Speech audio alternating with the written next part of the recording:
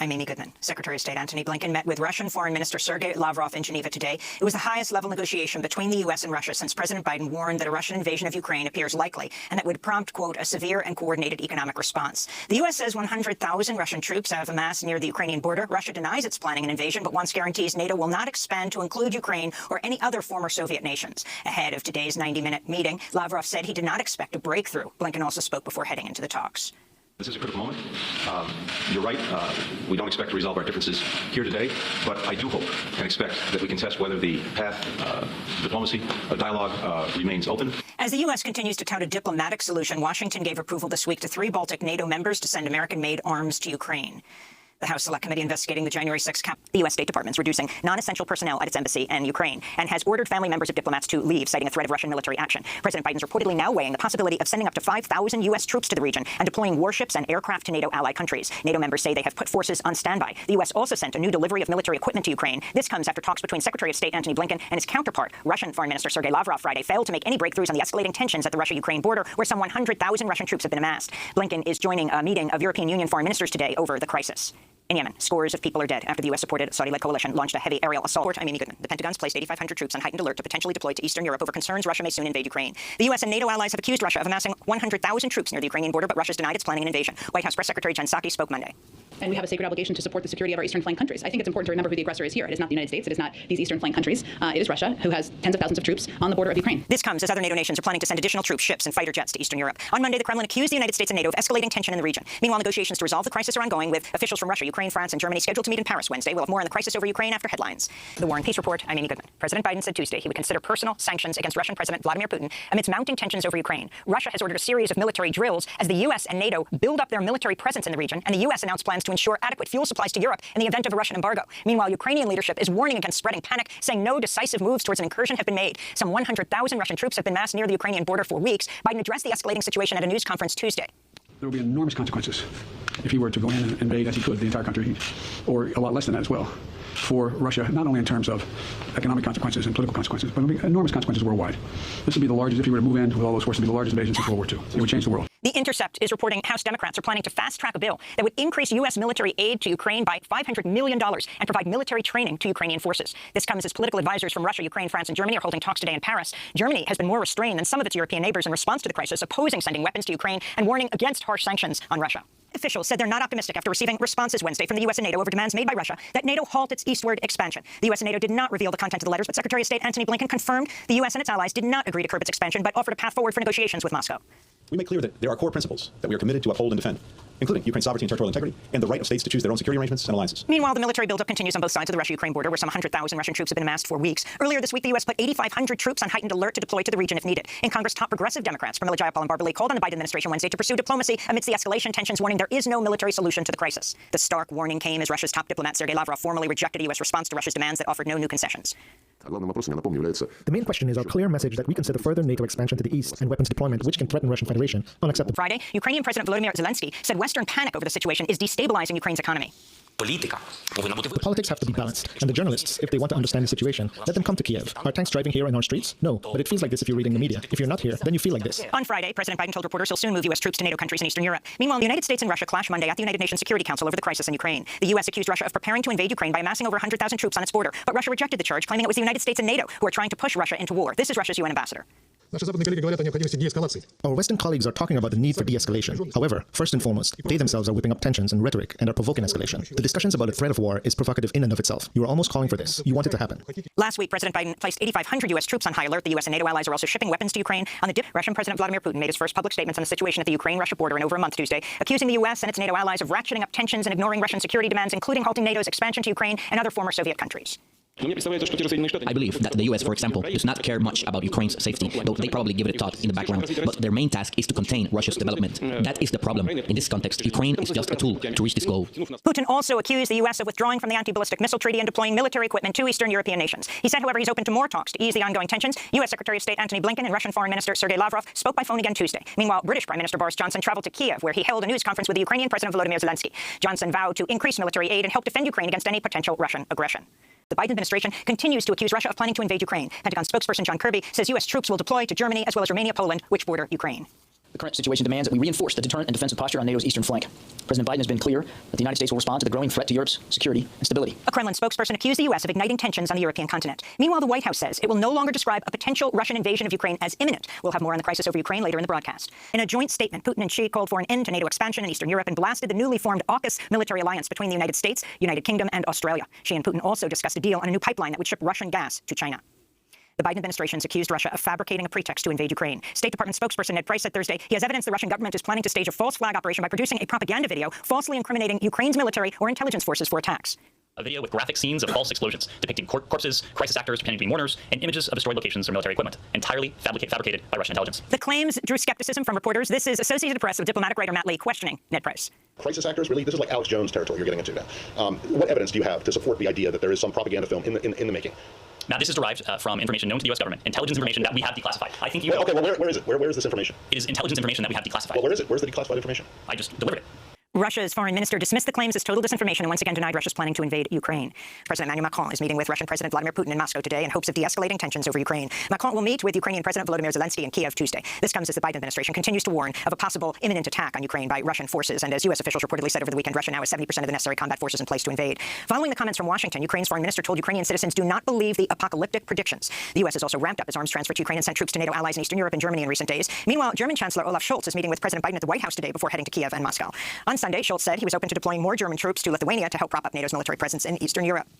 The Amy Goodman. President Biden said Monday that a Russian-built pipeline to carry natural gas to Germany will be abandoned if Russia invades Ukraine. Biden made the remarks during a joint news conference at the White House with Germany's new Chancellor Olaf Scholz. Scholz did not explicitly state Germany would suspend the Nord Stream 2 pipeline, though he said the U.S. and Germany were aligned in their positions. In Brussels, European Union Commission President Ursula von der Leyen said the EU is exploring other options for its energy supplies, which would include fracked gas from the United States. Wir bauen zum Beispiel mit den USA. We are building a partnership for energy security with the United States, which is primarily about more liquefied natural gas supplies. We are talking to other gas suppliers, for example, Norway, about increasing their supplies to Europe. Also on Monday, French President Emmanuel Macron met Russian President Vladimir Putin at the Kremlin. Putin said Russia is still working to find a diplomatic solution to the crisis over Ukraine, but warned of a wider nuclear-armed confrontation if Ukraine joins the NATO military alliance. The Washington Goodman. High-level diplomatic talks continue Tuesday amidst ongoing tensions on the Russia-Ukraine border. In Kiev, French President Emmanuel Macron signaled some progress during his talks one day earlier with Russian President Vladimir Putin, but the Kremlin quickly rebuffed any claims that Moscow had made any commitments towards de-escalation. Russia is preparing to begin 10 days of military drills in Belarus with some 30,000 combat troops expected to participate. Meanwhile, Macron, German Chancellor Olaf Scholz, and the Polish President Duda put on a unified front against Russia during a joint news conference Tuesday. This is President Macron. We will continue to act in the coming weeks with simple objectives. The first one, it has been said, avoiding war. The peace and stability of the European continent are treasured by us, and we believe our duty is to do whatever is in our power to preserve it. The European leaders also warned again of wide-reaching consequences if Russia invades Ukraine. President Biden has also threatened to impose sweeping sanctions on Russia after headlines will host a debate on U.S. sanctions being considered by Congress. It's accused Russia of escalating tensions Wednesday as an estimated 30,000 Russian troops begin 10 days of military drills in Belarus. Satellite images appear to show Russian military hardware has been moved closer to the border with Ukraine. Meanwhile, some 3,000 extra U.S. troops have mobilized to Poland and Romania, some of them relocated from Germany. More troops from NATO members countries could follow suit. President Biden is urging U.S. citizens in Ukraine to leave immediately, saying he would not send troops to rescue them in the event of a Russian invasion. That's a world war when Americans and Russia start shooting at one another. Russia has denied it plans to invade Ukraine, but tensions remain high as the involved parties are at a stalemate over Russian demands NATO halt its eastward expansion. As Russia, the U.S. and NATO countries have been beefing up their military presence in Eastern Europe, progressive Democrats in the U.S. are calling for a diplomatic resolution to the crisis. On Thursday, Bernie Sanders spoke on the Senate floor. No one knows exactly what the human costs of such a war would be. There are estimates, however, that come from our own military and intelligence community that there could be over 50,000 civilian casualties in Ukraine, not to mention millions of refugees flooding neighboring countries as they flee what could be the worst European conflict since World War II. Meanwhile, the outlet Sludge reports some lawmakers are rushing to increase their stock in energy companies as the U.S. ramps up exports of liquid natural gas to Europe in case Russia cuts off its supply. And Russia continues to demand a halt to NATO's eastward expansion. Ukrainian officials, meanwhile, called for an urgent meeting with Russia to discuss the crisis. Ukrainian President Volodymyr Zelensky, who spoke with President Biden Sunday, repeated calls this weekend to avoid creating panic over the situation. The best friend for enemies, that is panic in our country. And all this information that helps only for panic doesn't help us. Thousands of... The time is now to defuse tensions and de-escalate actions on the ground. There is no place for incendiary rhetoric. Public statements should aim to reduce tensions, not inflame them. On Monday, the Biden administration ordered the evacuation of all remaining personnel from the U.S. Embassy in Ukraine's capital, Kiev, and urged all U.S. citizens to leave Belarus and part of Moldova, saying an invasion of Ukraine could still come at any time. California today's headlines. NATO officials have joined the United States and other Western nations in voicing skepticism over Russia's announcement Tuesday. It's pulling back some troops near the border with Ukraine, saying they have yet to see evidence of a drawdown. President Biden addressed the latest developments Tuesday. We have not yet verified the Russian military units are returning to their home bases. Indeed, our analysts indicate that they remain very much in a threatening position. And the fact remains, right now, Russia has more than 150,000 troops encircling Ukraine and Belarus and along Ukraine's border. An invasion remains distinctly possible. Biden also reiterated the White House would continue to pursue a diplomatic path even as the U.S. and other NATO members have been arming Ukraine and beefing up its military presence in the region. Earlier Tuesday, Russian President Vladimir Putin also signaled he welcomed more talks as he spoke alongside visiting Chancellor Olaf Scholz and said, quote, "We don't want war in Europe." Meanwhile, Peace Report, I'm Amy Goodman. The Biden administration says Russia's added 7,000 more troops to its forces surrounding Ukraine, contradicting Moscow's claims of a partial withdrawal from Ukraine's border. The competing claims come as defense ministers from all 30 NATO member nations met in Brussels for a second straight day today on tensions over Ukraine. NATO Secretary General Jens Stoltenberg said Russia is continuing to build up its forces in preparation for a possible invasion. In Moscow, a foreign ministry spokesperson shrugged off those claims. All those statements by Stoltenberg, who is either the NATO Secretary General or a banker, I have not figured it out yet. We are no longer interested in them. He is not a person whose words will be taken seriously in Moscow. This month, Stoltenberg was named as the incoming governor of Norway's central bank. Despite the war of words between Moscow and Washington and its NATO allies, Russian officials say they remain open to diplomacy and continue to dismiss claims that an invasion is imminent. U.S. Secretary of State Antony Blinken and Russian Foreign Minister Sergei Lavrov have agreed to meet next week as tensions remain high over Ukraine. On Thursday, President Biden said there's a very high threat of a Russian invasion of Ukraine and that Russia might stage a false flag operation to justify an attack. Secretary of State Blinken repeated the claim when he addressed the UN Security Council. We don't know exactly the form it will take. It could be a fabricated so-called terrorist bombing inside Russia, the invented discovery of a mass grave, a staged drone strike against civilians, or a fake, even a real attack using chemical weapons. Russia's UN ambassador blasted Blinken's comments as political posturing. Russia's foreign ministry insists no invasions being planned and said the U.S. and NATO are seeking to pressure and devalue Russia's proposals for security guarantees. On Thursday, Ukraine and Russian-backed separatists in the Donbass region accused each other of violating a ceasefire agreement. Meanwhile, Russia's announced plans to stage massive drills on Saturday of its nuclear forces. Today, President Biden's hosting a phone call with NATO allies. Meanwhile, Vice President Kamala Harris is attending the Munich Security Conference where she'll speak with the President of Ukraine and a dozen other heads of state. We'll have more on Russia, NATO, and Ukraine after headlines. Court, I'm Amy Goodman. France has announced President Joe Biden and Russian President Vladimir Putin have agreed in principle to a summit proposed by French President Emmanuel Macron as diplomatic tensions continue to escalate over Ukraine. However, the White House said the meeting will only go ahead if Russia does not invade Ukraine, and Moscow says there are not yet concrete plans for the talks. The agenda would be set by U.S. Secretary of State Antony Blinken and Russian Foreign Minister Sergei Lavrov when they meet on Thursday. On Friday, President Biden offered one of his starkest warnings yet over a possible invasion of Ukraine. In the coming days, we believe that they will target Ukraine's capital, Kyiv, a city of 2.8 million innocent people. And do you have any indication about whether President Putin has made a decision on whether he's going to invade? Do you feel confident that he hasn't made that decision already? As of this moment, I'm convinced he's made the decision. This comes amidst intensified fighting in eastern Ukraine. 2 Ukrainian soldiers were killed Saturday, and Russian-backed separatists ordered evacuations of civilians. A move Ukraine blasted as a provocation, part of a Russian plan to stage attacks in the region. Meanwhile, Russia has extended military drills in Belarus that were set to end Sunday. On Saturday, Ukrainian President Volodymyr Zelensky called on Western nations to take stronger action, urging them to impose sanctions immediately as he spoke at the Munich Security Conference. To me, as the president of a country that has lost parts of its territory and thousands of people, at whose border 150,000 Russian soldiers, military equipment, and heavy weapons stand, the answer is obvious. The world security architecture is fragile. It needs renewal. The rules that the world agreed on 10 years ago do not apply any longer. Outside the Munich conference, hundreds of peace activists rallied in protest. We'll have the latest report. I'm Amy Goodman. Russian troops have deployed to 2 separatist regions in eastern Ukraine after Russian President Vladimir Putin Monday declared them independent states. Putin made the announcement from the Kremlin during an hour-long speech in which he questioned the legitimacy of Ukraine as an independent sovereign state.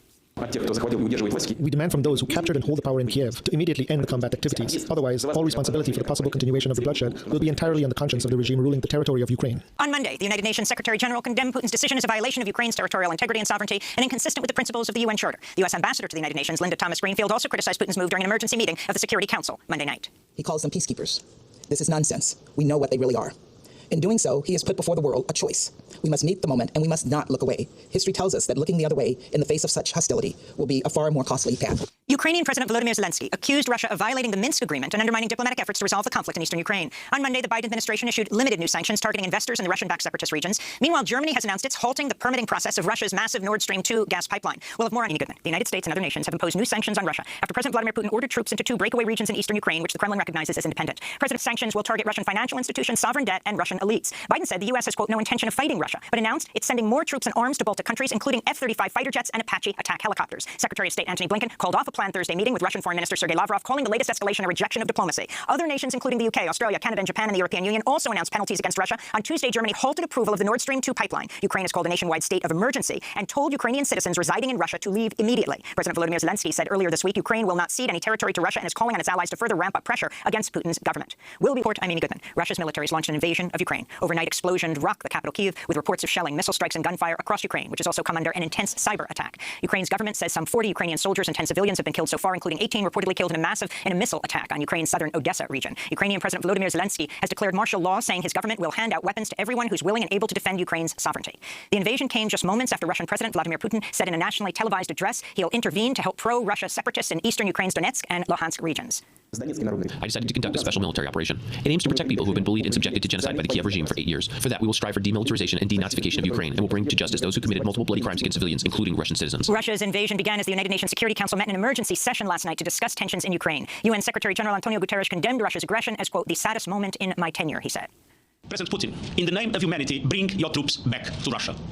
In the name of humanity, do not allow to start in Europe what could be the worst war since the beginning of the century. President Biden's meeting with G7 counterparts today to map out more severe measures against Russia, including new sanctions. In Paris, officials lit up City Hall overnight with the blue and yellow colors of Ukraine's flag. In Berlin, German officials lit the Brandenburg Gate in similar fashion after headlines will have the latest on Russia's invasion of Ukraine and the world's response. Columns of Russian tanks and armored vehicles are advancing on Ukraine's capital, Kyiv, and have reached the outskirts of the city after a second night of heavy Russian shelling and airstrikes. U.S. intelligence officials view the military offensive as a move to encircle Kyiv and topple the Ukrainian government, something they warned could happen within days. On Thursday, Russian President Vladimir Putin gathered Russia's wealthiest men for a meeting just hours after Russian forces began a sweeping attack on Ukraine by land, by air, and by sea. Putin said he had no choice but to attack in order to ensure Russia's security. Everything that is happening is a desperate measure. They left us no other option. They've created such security risks that we couldn't react differently. The Pentagon's ordered 7,000 additional U.S. troops to deploy to Germany. President Biden's also directed Secretary of Defense Lloyd Austin to move U.S. forces in Europe to Poland and the Baltic republics bordering Russia. Unfiled a complaint at the International Court of Justice over Russia's invasion, NATO has activated its response force for the first time ever. Germany announced it'll send weapons directly to Ukraine in a major shift of German policy. The European Union says it's funding arms purchases for the first time and is banning Russian planes from its airspace. In the U.S., President Biden approved the release of an additional $350 million in weapons to Ukraine. Senate rights groups say Russia's used thermobaric weapons in its assault. These so-called vacuum bombs are the most powerful non-nuclear explosives used in warfare. Meanwhile, Human Rights Watch documented a Russian cluster bomb attack on a hospital in eastern Ukraine that killed 4 civilians, injured another 10. A United Nations treaty banning the use of cluster munitions has been signed by over 100 nations, although Russia, Ukraine, and the United States have refused to sign on to the prohibition. On Monday, Ukraine's President Volodymyr Zelensky accused Russia of war crimes for deliberately targeting civilians. He spoke after Russian and Ukrainian officials met on the Belarusian border to discuss a possible ceasefire. Those talks failed. These talks took place while our territory, our cities were being bombed and shelled. We can see the synchronization of the shelling with the negotiation process. I believe that in this unsophisticated way, Russia is trying to apply pressure. Don't waste our time. We do not accept such tactics. Earlier today, President Zelensky addressed the European Parliament by video link. On Monday, he called on the European Union to grant Ukraine immediate membership to the 27-nation bloc. At The Hague, a prosecutor for the International Criminal Court said Monday he'll launch an investigation into possible war crimes or crimes against humanity committed by Russia and Ukraine. At the United Nations, the General Assembly began an emergency session Monday to debate a draft resolution calling on Russia to end its military campaign. This is UN Secretary General Antonio Guterres. Yesterday, Russian nuclear forces were put on high alert. This is a chilling development. The mere idea of a nuclear conflict is simply inconceivable. Nothing can justify the use of nuclear weapons. Members of the UN General Assembly are voting today on a resolution demanding Russia immediately cease its military assault on Ukraine, condemning Moscow's decision to put its nuclear forces on high alert. On Tuesday, UN diplomats staged a mass walkout as Russian Foreign Minister Sergei Lavrov addressed the UN Human Rights Council. He has no idea what's coming. President Biden also said the U.S. and international allies will release 60 million barrels of oil from strategic petroleum reserves to curb a surge in gas prices related to the war. On Wednesday, Russia's military acknowledged for the first time hundreds of Russian soldiers have died in the invasion. 498 Russian servicemen died in the line of duty. All possible assistance is being provided to the families of the deceased. 1,597 of our comrades were wounded. A United Nations General Assembly voted overwhelmingly Wednesday in favor of a resolution that deplores Russia's invasion of Ukraine. 141 UN members, including the United States, voted in favor. Just 5 nations were opposed: Russia, Belarus, Eritrea, North Korea, and Syria. UN Secretary General Antonio Guterres spoke to reporters after the vote. The message of the General Assembly is loud and clear. End hostilities in Ukraine now. Silence the guns now. Open the door to dialogue and diplomacy now. The territorial integrity and sovereignty of Ukraine must be respected in line with the UN Charter. 35 nations abstained from voting, including India, South Africa, and China. Dear comrades, I want to say that the special military operation is proceeding strictly in line with the timetable according to plan. I will never give up my conviction that Russians and Ukrainians are one people. In Geneva, Switzerland, the UN Human Rights Council has voted to condemn Russia's invasion of Ukraine and to establish a commission of inquiry into war crimes. The vote came after investigators from the International Criminal Court left The Hague for Ukraine to collect evidence of war crimes, crimes against humanity, and acts of genocide committed by Russia's military. British Pakistani lawyer Karim Khan will lead the prosecution. I think the world is watching, and the world expects better. Humanity expects better than we're getting around the world, and Ukraine is no exception. The White House said the U.S. would work closely with the ICC to support its investigation. Russia and Ukraine have not ratified the Rome Statute that established the International Criminal Court. Neither has the United States. In 2020, then President Trump sanctioned ICC prosecutors over the court's investigations into Israel's treatment of Palestinians, as well as war crimes committed by U.S. troops in Afghanistan. Immigration. U.S. lawmakers have introduced a bipartisan bill that would ban imports of crude oil, petroleum products, liquefied natural gas, and coal from Russia over its assault on Ukraine. The White House, however, opposes such a ban, citing worries over supply issues and price hikes at the gas pump. Germany and other European nations continue to import large amounts of natural gas from Russia despite EU sanctions. Last week, German energy giant E.ON said it had no plans to shut down the flow of gas from the Nord Stream 1 pipeline. Thousands of youth climate activists took to the streets around the globe Thursday in solidarity with Ukraine. This is Carla Reitzma of Germany's Fridays for Future speaking from Berlin. This war is a fossil war, and that means that one of the solutions must be the rapid phase-out of coal, oil, and gas. It's important to stop Russian fossil fuels and accordingly radically expand renewables and accelerate an energy transition. Fridays for Future also tweeted, while Ukrainians deserve immediate peace and all our support, so do the people from Afghanistan, Libya, Syria, Yemen, and all war-torn regions. Empathy, justice, and compassion should be for everyone, they said. The U.S. and NATO are not directly involved in combat operations in Ukraine, but have delivered over 17,000 anti-tank weapons, including Javelin missiles, into Ukraine through bordering nations. The civilian... We Ukrainians want peace. Citizens of Russia, for you, this is a struggle not only for peace in Ukraine. This is a fight for your country, for the best it had, for the freedom that you have seen, for the wealth that you have felt. If you keep silent now, only your poverty will speak for you later, and only repression will answer. Do not be silent. Russian Union says leaders will meet at a summit this week to discuss ways to phase out the EU's dependency on Russian fossil fuels as it seeks to punish Russia over its invasion of Ukraine. The EU currently imports about half its coal and gas from Russia and about a third of its oil. In Washington, D.C., White House Press Secretary Jen Psaki said Monday, President Biden has not yet reached a decision on whether to ban U.S. imports of Russian oil. I would note that what the president is most focused on is ensuring we are continuing to take steps to deliver punishing economic consequences on Putin while taking all action necessary to limit the impact to prices at the gas pump. Over the weekend, the Biden administration sent a delegation to Venezuela to explore easing oil sanctions as it searches for new sources of energy to replace Russian fossil fuels. The United efforts are ramping up to further isolate Russia. On Tuesday, President Biden announced the U.S. is banning Russian oil. Russian oil will no longer be acceptable to U.S. ports, and the American people will deal another powerful blow to Putin's war machine. This is a move that has strong bipartisan support in Congress and I believe in the country. Americans have rallied to support their Ukrainian people and made it clear we will not be part of subsidizing Putin's war. In response, Kremlin accused the U.S. of declaring an economic war on Russia. The U.S. imports 3% of its crude oil from Russia. British Prime Minister Boris Johnson announced the U.K. will phase out Russian oil imports by the end of the year. Meanwhile, the European Union outlined plans to cut Russian gas imports by 2/3 this year and end dependency on Russian fossil fuels, quote, well before 2030. Venezuela has released 2 jailed U.S. citizens following a rare visit to Caracas by a delegation from Washington, D.C. One of the freed prisoners is Gustavo Cardenas, a Citgo oil executive who was arrested in 2017 and convicted of corruption, a charge rejected by the U.S. The other is Cuban-American Jorge Alberto Fernandez, reportedly accused of terrorism for flying a drone. The White House said talks about releasing American prisoners were not related to a possible easing of sanctions on Venezuela amidst the Russian oil ban. In Turkey, top diplomats from Ukraine and Russia wrapped up a meeting today without reaching an agreement on a ceasefire to ease the humanitarian crisis. Ukraine says it's opened 7 humanitarian corridors, but that only one of them, near the city of Sumy, was currently functioning. After headline, the White House warned Wednesday Russia may deploy banned weapons in its assault on Ukraine. White House Press Secretary Jen Psaki tweeted, "We should all be on the lookout for Russia to possibly use chemical or biological weapons in Ukraine or to create a false flag operation using them." Psaki's comments came after the Biden administration's mission to the United Nations amended remarks made by U.S. Ambassador Linda Thomas-Greenfield to the UN General Assembly last week, in which she condemned Russia's use of cluster munitions. Seen videos of Russian forces moving exceptionally lethal weaponry into Ukraine, which has no place on the battlefield. That includes cluster munitions and vacuum bombs, which are banned under the Geneva Convention. Within hours of those remarks, the U.S. mission to the UN edited Ambassador Thomas-Greenfield's transcript, changing her comments to read that the weapons have no place on the battlefield if they are directed against civilians. The United States fought against the creation of the Convention on Cluster Munitions and is not among the 110 nations that have ratified the treaty. The U.S. has repeatedly used cluster bombs throughout its history, dropping them over Vietnam, Laos, Cambodia, Iraq, and elsewhere. Under President Barack Obama in 2009, a U.S. cluster bomb attack in Yemen killed 55 people, the majority of them women and children. Russia and Ukraine also have not signed on to the Convention on Cluster Munitions. Economists believe Russia could see a 15% decline in its gross domestic product this year as a result of sanctions. Kremlin spokesperson Dmitry Peskov said on Thursday, accused the United States and its allies of waging an economic war on Russia. Meanwhile, the World Bank's chief economist is warning the Ukraine crisis will lead to soaring food and fuel prices and could trigger widespread hunger and social unrest, particularly in the Middle East and North Africa, which are highly dependent on imports of Russian and Ukrainian commodities like wheat and cooking oil. The Biden administration reports inflation has risen to a level not seen since 1982. The Labor Department said Thursday the